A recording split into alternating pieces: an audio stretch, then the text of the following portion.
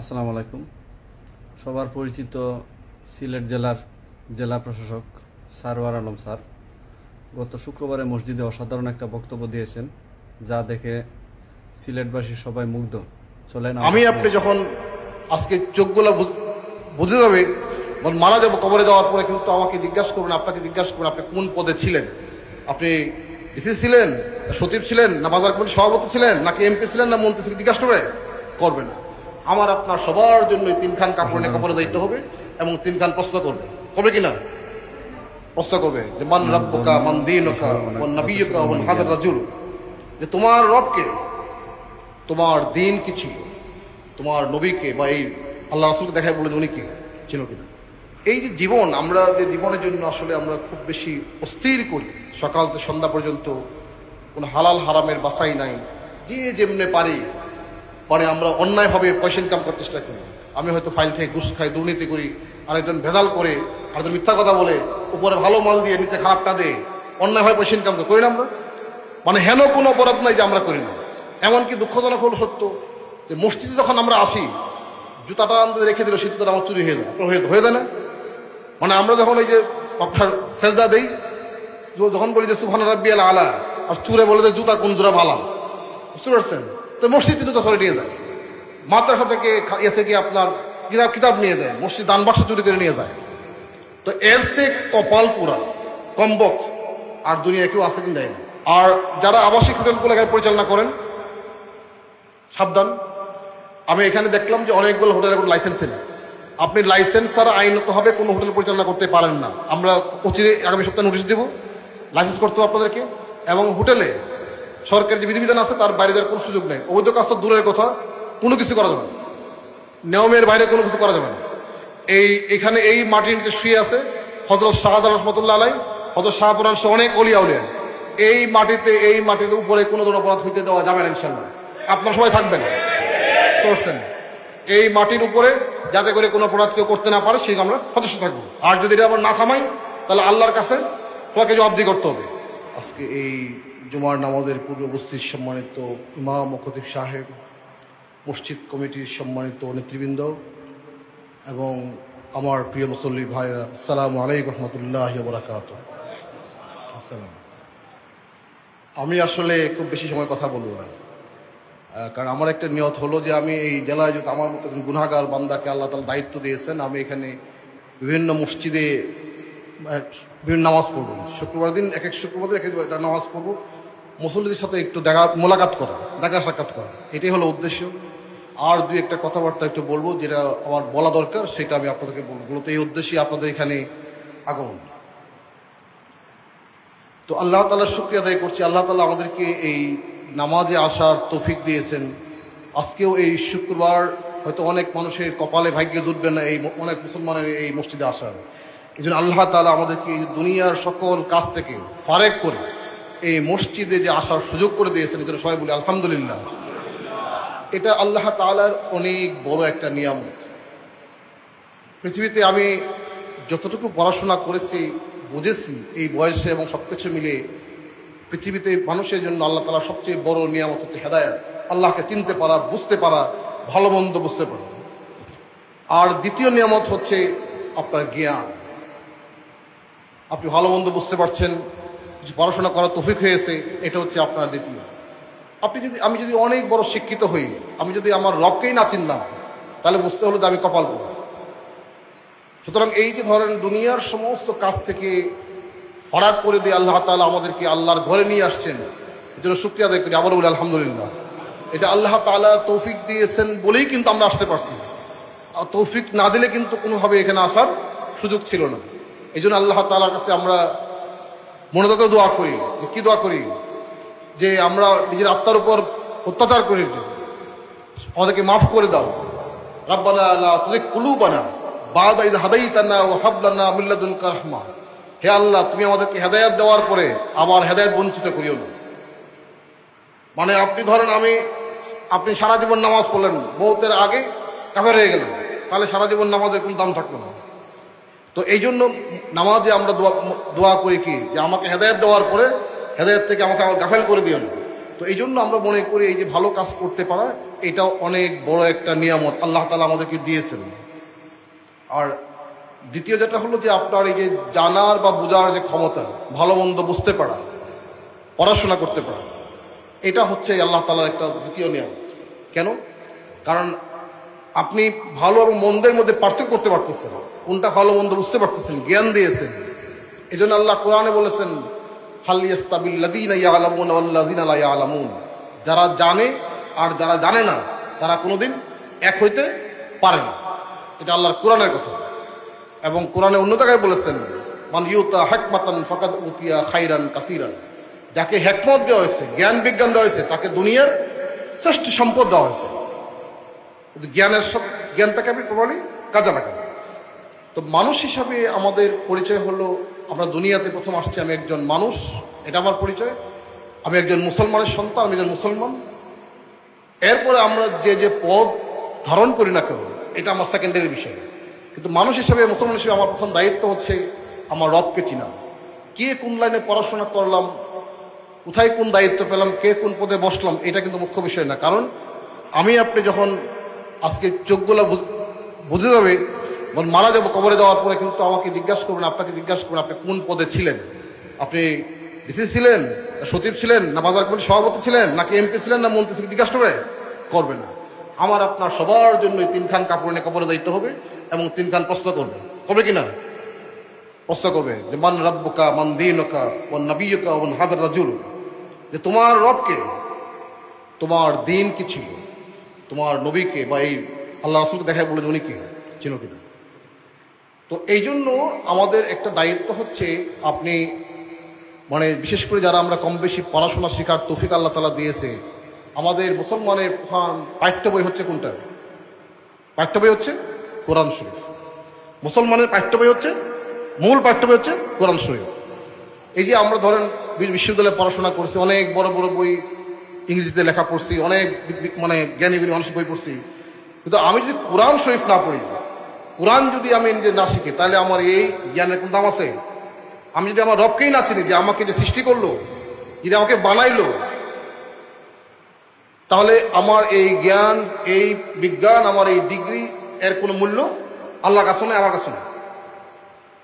সুতরাং মানুষ হিসেবে এই যে আল্লাহ তাআলা যে কালামে পাক আমাদেরকে দিয়েছেন, এইটা সবার দায়িত্ব হলো কম বেশি করা। কারণ আল্লাহ তাআলা যখন আমাদেরকে এই দুনিয়ায় পাঠিয়েছেন, পাঠানোর সময় কিন্তু খুব গর্ব করে আল্লাহ ফেরেশতাদেরকে বলেছেন, ওয়াইযা ক্বালা রাব্বুকা লিল মালাইকাতি ইন্নী জাইলুন ফিল আরদি খলিফা।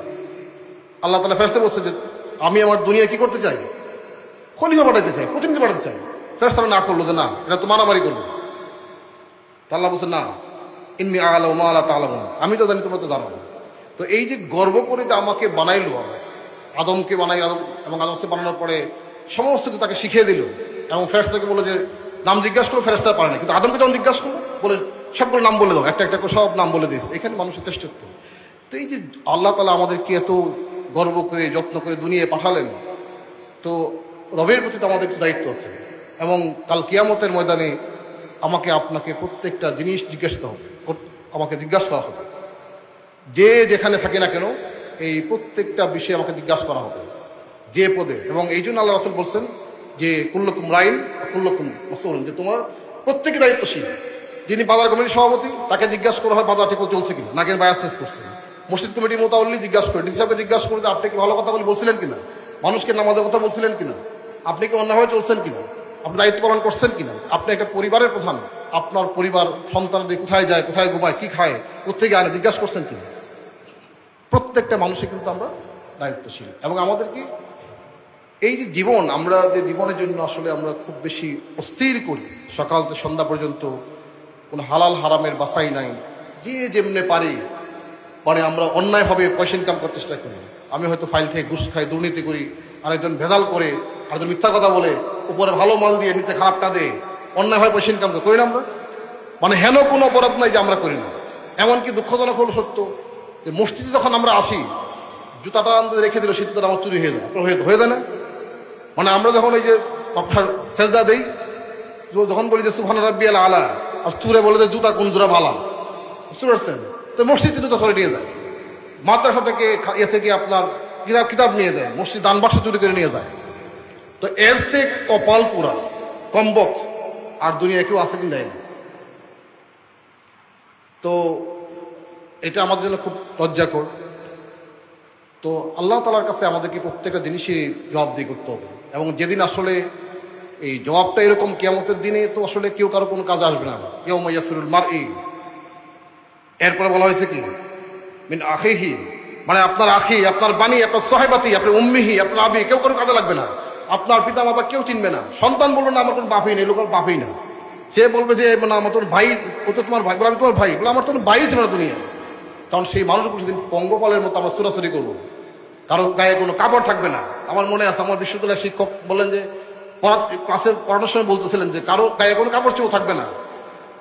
তো বলা হলো যে মানুষ তাহলে কি হবে, উলঙ্গ থাকবে, মানুষের লজ্জা নষ্ট হবে না? বলে মানুষ তো তোর বেহুশের মতো থাকবে, সে তো খালি এনফসি করবে।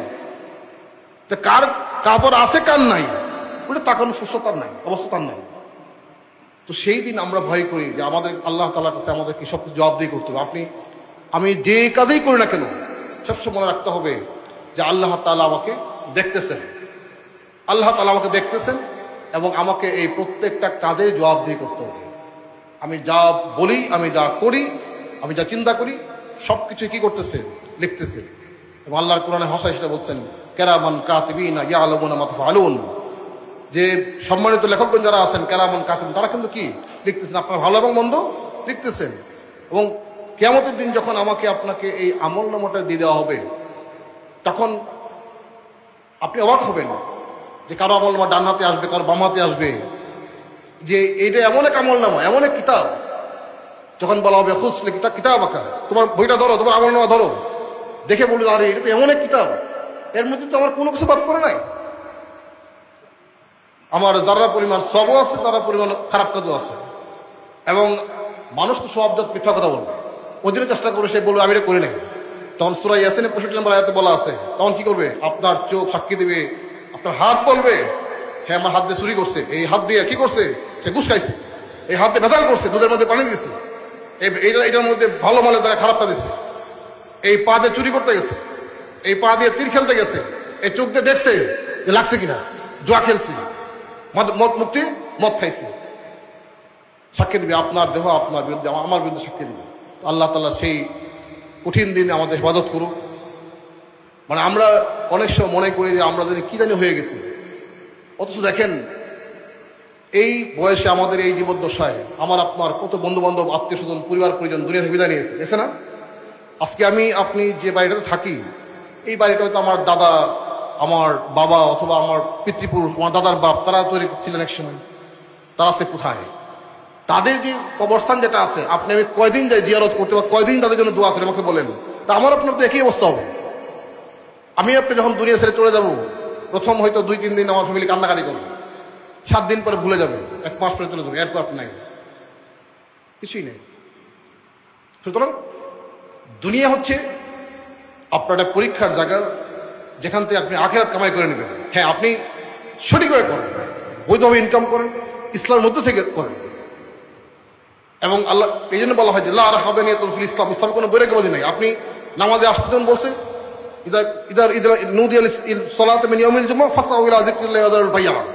যখন নামাজের আযান পড়লো, এখানে যদিও জুম্মার নামাজের কথা বলা হয়েছে, শুধু জুম্মার নামাজ, সকাল নামাজ, যখন নামাজের আযান পড়লো তখন কি মসজিদ থেকে দৌড়াও। আবার নামাজ শেষ ফাইদা কুদিয়াতিস সালাতি ফান্তাশিরু মিন আদওয়াল ওয়াবতাগু মিন ফাদলিল্লাহ, যখন নামাজ শেষ হবে তখন কি দুনিয়া ঝাঁপাইয়া পড়ো রিজিকের সন্ধান, এবং সেই রিজিকটা হালাল উপায়ে করেন। এবং আল্লাহ তাআলা আমাদের জন্য এত অবারিত সুযোগ করে দিয়েছেন যে আপনি যা করবেন তাই সওয়াব, আপনি যা করবেন তাই সওয়াব। আপনি ইনকাম করেন, আপনি চিন্তা করবেন যে আমার ইনকাম না করলে কি, আমার এই ফ্যামিলির লোকজন খাবে কোথায়, আমার উসিলারা খাচ্ছে, আমি খাওয়াই না, আমার উসিলায় খাওয়ায়। আপনি ইনকাম করলে কি করতে পারেন, দান করতে পারবেন। আপনি ইনকাম করলে কি করতে পারবেন, মসজিদ দিতে পারবেন, মানুষ সহজে করতে পারবেন। আপনি ধরেন একটা বাড়ি বানাইলেন, এই বাড়ির একটা জানালা এমন সেতে দিলেন যে মসজিদ থেকে আজানের শব্দটা আপনি শুনতে পান। এই যে বাড়িটা বানাইলেন, একটা জানালা এমন সারে কাটলেন যেখান থেকে মসজিদের আজানটা শুনতে পান। এই যে নিয়তটা করছেন যে আমি বাড়িটি বানাইছি আর এই পাশে জানালা রাখতেছি, কেন, যাতে করে মসজিদে আজানটা দিলে পরে আমি শুনতে পাই। এই যে সওয়াব, এই যে আপনি মরে যাওয়ার পরেও কিন্তু যতদিন এরপরে আপনি এই ঘর থাকবে, আপনার সন্তানাদি থাকবে, ততদিন পর্যন্ত আল্লাহ তাই তো আপনি সব পাবেন। কেন? আপনি এই ঘরটা বানানোর সময় কি আপনি একটা জানালা কাটছিলেন, যেখান থেকে কি আপনি মসজিদ থেকে আজান শুনতে পান। দেখেন, নিয়ত করলে সওয়াব। আপনি ভালো নিয়ত করবেন, আপনি যে কাজ করবেন সেটাই কিন্তু আপনার সওয়াব। আপনি সন্তানদের খাওয়াবেন, পড়াশোনা করাবেন। আমাদের সমস্যা হলো কি জানেন? আমাদের সমস্যা হচ্ছে আমরা নিয়তই সমস্যা করি। যেমন আমাদের সন্তান দেখলে কি চিন্তা করি যে আমার ছেলে ডাক্তার হবে, ইঞ্জিনিয়ার হবে, বড় অফিসার হবে, বড় ব্যবসায়ী হবে, এটা চিন্তা করি আমরা। মোটামুটি 80% 90% লোক আমরা এই চিন্তা করি যে কি আমার সন্তান অনেক বড় কিছু হবে, বড় ডাক্তার ইঞ্জিনিয়ার হবে, বড় ব্যবসায়ী হবে, বিদেশে যাবে, লন্ডন যাবে, অনেক বড় কিছু হবে। কেন আমি চিন্তা করি না যে আমার সন্তান একজন আমলদার ভালো মানুষ হবে, আলোকিত মানুষ হবে। এরপর সে যেটা করে না কেন, একটা কিছু করে তো আল্লাহ তাকে খাওয়াবে, এটা কি? এরপর ডাক্তার হোক, ইঞ্জিনিয়ার হোক, অফিসার হোক, ডিসি হোক, এসপি হোক, যাই হোক না কেন, ব্যবসায়ী হোক, কোনো সমস্যা নেই। কিন্তু প্রথম যদি আমি নিয়ত করি যে আমার সন্তান ভালো মানুষ হবে, আমলদার মানুষ হবে, দিনদার হবে, তাহলে এই সন্তান আপনার জন্য একটা সাদগায় দেয়। কিন্তু আমরা নিয়ত করার সময় করি উল্টা, মনে করি যে কি দোকান একটা দেই, দেওয়ার সময় মনে করি কি জানে এইটা দিয়ে ব্যবসা করবো, এটা আর 3টা বাড়াবো, আশা করবো। কিন্তু আপনি একটু চিন্তা করেন না কেন, আমরা কেন করি না যে আমি দোকান যাই করবো, আল্লাহর রাস্তায় এখান থেকে যাই হবে, তার থেকে আমি কি আল্লাহর রাস্তায় ব্যয় করবো, আমার সন্তানদের দিব, এটা সাদগায় দাঁড়িয়ে মতো সদগা হবে, পাড়াবর্তী দিব, জাকাত দিব, আমি ফেতরা দিব, খয়রাত করবো। তাহলে আপনি দেখবেন যে আমার আপনার কি ব্যবসায় বরকত আসবে এবং আপনার যা করছে থাকবে সবই বলুন। ইমাম আবু হানিফা রাহমাতুল্লাহ আলাইহি উনি কি ওই সময় সবচেয়ে বেশি বড় ব্যবসায়ী ছিলেন, জানেন আপনারা? ইমাম আবু হানিফা রাহমাতুল্লাহ আলাইহি কিন্তু ওই সময়কার সবচেয়ে বড় ব্যবসায়ী ছিলেন। কিন্তু তার ব্যবসা, তার আমলকে, তার ইমানকে কোনোভাবে প্রভাবিত করতে পারেনি। এবং হযরত খাদিজা রাদিয়াল্লাহু তাআলা আনহা তিনি কিন্তু ওই সময় সবচেয়ে বড় ব্যবসায়ী ছিলেন। আপনি সবই করবেন, ব্যবসা করবেন, পরিশ্রম করবেন, কারণ পরিশ্রম করতে হবে। পরিশ্রম না করে খালি যদি মনে করেন যে বসে থাকবেন, তফসিল করবেন, তাহলে হবে না। আপনাকে পরিশ্রম করতে হবে, কিন্তু নিয়ত হলো কি যে এটা ভালো নিয়ত যে আমি এটা আল্লাহর রাস্তায় ব্যয় করবো, আমার ভালো কাজে ব্যয় করবো, মানুষ উপকার করবো, যে আমার দ্বারা যাতে কোনো মানুষের কোনো ক্ষতি না হয়। এবং আল্লাহ রাসূল সেই বলছেন যে মুসলমান সেই ব্যক্তি যার কথা এবং কাজ দ্বারা অন্য মানুষ, অন্য মুসলমান কি নিরাপদ। এবং ইবাদত হলো 2 রকম, একটা হচ্ছে হকুল্লাহ আর একটা হকুল ইবাদত। আল্লাহর হক একটা, আর একটা বান্দার হক। আপনি আল্লাহর হক নষ্ট করলেন, নামাজ কাজা করলাম, পড়লাম না, কোন সমস্যা করলাম, এ করলাম, মাফ চাইলে তওবা করলে মাফ করে দিতে হবে। কিন্তু বান্দার যে হক নষ্ট করছেন এইটা তো আপনি দিতে পারেন না। ধরেন ব্যাংক থেকে আমি লোন নিলাম 100 কোটি টাকা, এই টাকাটা কার? এটা তো শত শত মানুষের জমানো টাকা। আমি যদি কালকে টাকাটা ফেরত না দিই, ব্যাংকে ফেরত না দিয়ে মরে যাই আর টাকাটা মেরে দিই, তাহলে কিয়ামতের ময়দানে এই শত সহস্র মানুষ তো আমার কাছ থেকে দায় শোধ করবে না? শুধু আমি মনে করছি আমি 1000 কোটি টাকা লোন নিচ্ছি, নিয়ে মেরে দিলাম, বিদেশ চলে গেলাম বা অন্য কিছু করলাম, কিন্তু আমি এই টাকাটা, এই 1000 কোটি টাকা কত হবে? 1 লক্ষ মানুষের জমানো টাকা। এবং কিয়ামতের ময়দানে এটাই বলা হয়ে থাকে যে সেই লোকটা হচ্ছে সবচেয়ে করুণ অবস্থা, যে অনেক আমল নিয়ে উপস্থিত হলো কিন্তু শেষ পর্যন্ত সে দুজক হয়ে গেল। কেন? মানে এত আমল, অনেক ভালো আমল ছিল, কিন্তু এই যে মানুষের হক লিবা, মানে তার প্রত্যেকের সুদ করতে করতে একসময় দেখা গেল কি যে তার কাছে আর দেওয়ার মতো কোনো কিছু নাই। তখন ওই মানুষের যে পাপ অন্যায় ছিল, গুনাহ, সব তার কাঁধে চড়াতে হলো, আলটিমেটলি সে দুজকে হলো। সুতরাং এগুলি আমরা একটু ভাববো যে আসলে আমাদের দুনিয়ার জীবনটা কতক্ষণের। এখন এখান থেকে বাসায় আমরা যেতে পারবো কি পারবো না, এর কি কোনো গ্যারান্টি আছে? কোনো গ্যারান্টি নেই। এই গত 2 দিনে আমার 3 জন খুব কাছের মানুষ মারা গেছে। আমি যখন র্যাবে কাজ করতাম, আজ ম্যাজিস্ট্রেট ছিলাম, আমরা একই পাশাপাশি বসতাম। আমার চেয়ে কয়েক বছর সিনিয়র, উনি গত পরশুদিন মারা গেছেন। তো মানুষের চিন্তাই করা যায় এত সুন্দর মানুষ চলে গেছেন। তো আমি এখানে আছি, মানুষের তো 1 মিনিটের 1 সেকেন্ডের কোনো ভরসা আছে? তা আমি কার জন্যই অন্যায় বিচার করি? এবং আমি আল্লাহকে ভুলে থাকি বলেন? এবং আল্লাহ তাআলা খুব কষ্ট করে বলেন, এই হল ইনসানু মা গাররাকা বিরাব্বিকাল কারীম। হে মানুষ, তুমি কি করে তোমার আল্লাহকে ভুলে থাকো, যিনি তোমাকে সৃষ্টি করছেন অত্যন্ত সুন্দর চেহারায়। আমার চোখ দুটো না থাকে, কি বলেন? যদি 2 চোখ না থাকে আপনার কি অবস্থা? যার 2 চোখ নাই, যার একটা হাত নাই, বিকলাঙ্গ, যার একটা পা নাই, কানে শুনতে পায় না, যার ব্রেইনের একটা নিউরন, একটা সেল নষ্ট হয়ে গেছে, যেন পাগল হয়ে গেছে, তার কি অবস্থা বলেন? সেই তুলনায় আল্লাহ তাআলা আমাকে কত নিয়ামত ধরে রাখছেন, শুধু এই দেহটার মধ্যে কতটুকু নিয়ামত ধরে রাখছেন বলেন? এই জন্য বলি যে আমরা যে ইবাদত করি, এই ইবাদত দিয়ে মাফ পাওয়া কোনোভাবে সম্ভব না যদি আল্লাহ মাফ না করে। কারণ আল্লাহর এত নিয়ামত খেয়েছি, এই যে 24টা ঘন্টা অক্সিজেন নিচ্ছি। আপনি একটু অসুস্থ দেখেন, হাসপাতালে গেলে 3 দিন থাকেন, কতটা বিল আসে অক্সিজেন দেওয়া লাগে, 1 মাস দেওয়া লাগে, কতটা বিল আসে দেখেন। আপনার আমার সম্পত্তি আছে, মোটামুটি এই সম্পত্তি কদিন চলে আপনারা দেখেন। তো সুতরাং আমরা আল্লাহ তাআলার যে গাইডলাইন, হ্যাঁ আমাদের অনেক ঘাটতি আছে, অনেক গ্যাপ আছে, অনেক ল্যাকিংস আছে, আমাদের অনেকে আছে, নানা কারণে আমরা পুরোপুরি আমল করতে পারি না। তারপর আল্লাহর কাছে থাকতে হবে অনুশোচনা, অনুতপ্ত যে আল্লাহ আমি পারতেছি না, আমাকে মাফ করো। কিন্তু আল্লাহর বিধানের সাথে কোনোভাবে কোনো ধরনের নাফরমানি করা যাবে না, বিরোধিতা করা যাবে না। না এটা বলে না, এটা করানো। দুনিয়া অনেক মানুষ আছে আল্লাহকে চিনে না, নামাজে আসেন, বলে নামাজ পড়ে কি হবে, এই হুজুরা কিছু বুঝানো, এরা খালি মোল্লারা খালি এই কথা বলে, অনেক বলে তখন। তারা হচ্ছেন আল উলামা ওয়ারাসাতুল আম্বিয়া, এই আলেম উলামা হচ্ছে নবীদের উত্তরাধিকার। সুতরাং আপনি এই যে ধরেন একজন হুজুর আমরা পছন্দ করি কেন? আল্লাহ বলছেন যার সাথে যার সম্পর্ক দুনিয়া কিয়ামতের মধ্যে হাসান তার সাথে হবে। আমরা এই জন্য এই জিনিসগুলো একটু বোঝার চেষ্টা করি, একটু বুঝলেই আমাদের জীবনটা অনেক সুন্দর হয়, সমাজ সুন্দর হয়। মানুষকে শুধু জেল দিয়ে ভালো করা যায় না, মানুষকে চিন্তা করতে হয় কলম। আপনি চিন্তা করবেন যে আমি কি করতেছি, এই কাজটা ঠিক কিনা, আমি আজকে মরে গেলে আল্লাহর কাছে কি জবাব দিয়ে করবো। এটা হলো বড় বিষয়। আমার কাজটা আজকে যা করছি, এটা আজকে মারা গেলে আমি কি জবাব দেবো আল্লাহর কাছে। আমাকে ভাবতে হবে, আপনাকে ভাবতে হবে। এই জন্য আসুন প্রিয় ভাইয়েরা, মানে আল্লাহকে বোঝার চেষ্টা করি, চেনার চেষ্টা করি, যাতে করে আমরা যাই কিছু করি আল্লাহকে করি। এবং এই জন্যই আল্লাহ তাআলা এই মানুষকে বোঝার জন্য একটা কালামে পাক দিয়েছেন, কোরআন দিয়েছেন, এবং এটাই হচ্ছে আমাদের হেদায়েতের আলো। আমরা এটা পড়ার চেষ্টা করি। আমরা প্রতিদিন অনেক সময় নষ্ট করি, ফেসবুক টিভি করি, এখানে সেখানে ঘুরে বইটি। আপনি প্রত্যেকটা দিন 15টা মিনিট কোরআন শরীফ পড়েন না, আপনি পড়ে দেখেন এর মধ্যে কি আছে, অর্থ সহ পড়বেন, পড়ে দেখবেন যে কি আছে, আপনি নিজেকে চিনবেন, বুঝবেন। আর নামাজটা আমরা চেষ্টা করবো 5 ওয়াক্ত নিয়মিত পড়তে। এই ইবাদত ঈমান আনার পরে প্রথম হচ্ছে নামাজ, এটা কেউ ছাড়বেন না। আর 2-1টা বিষয় আপনাদেরকে বলি, সেটা হলো যে আমরা সবাই এই রাষ্ট্রের নাগরিক। এই রাষ্ট্রের নাগরিক হিসাবে আমাদের কিছু দায়িত্ব আছে। সরকারের প্রচলিত যে আইন বিধিবিধান আছে সেগুলো আমরা মেনে চলবো। এখানে কয়েকটি বিষয় আসছে। এই জেলায় একটা বড় নতুন সমস্যা আগেও ছিল, তীর খেলা। এটি যারা পরিচালনা করেন, যারা খেলেন, দয়া করে কালকে থেকে করবেন না।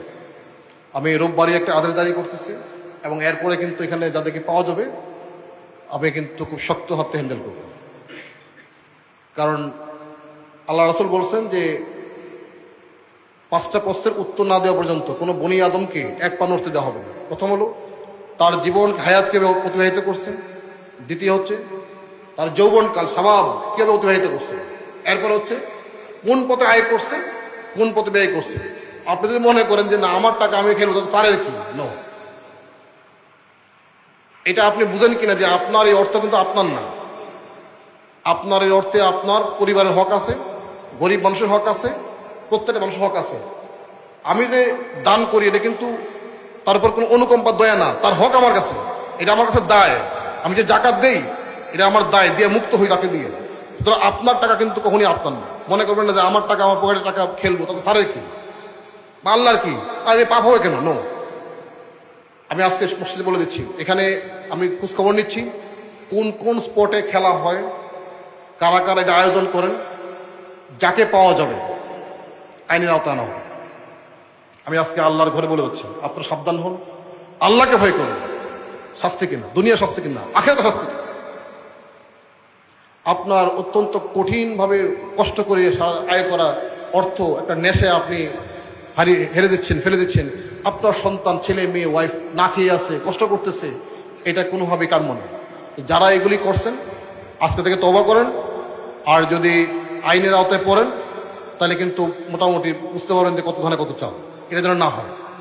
আর যারা এখানে আয়োজন করতেছেন দয়া করে বন্ধ করেন।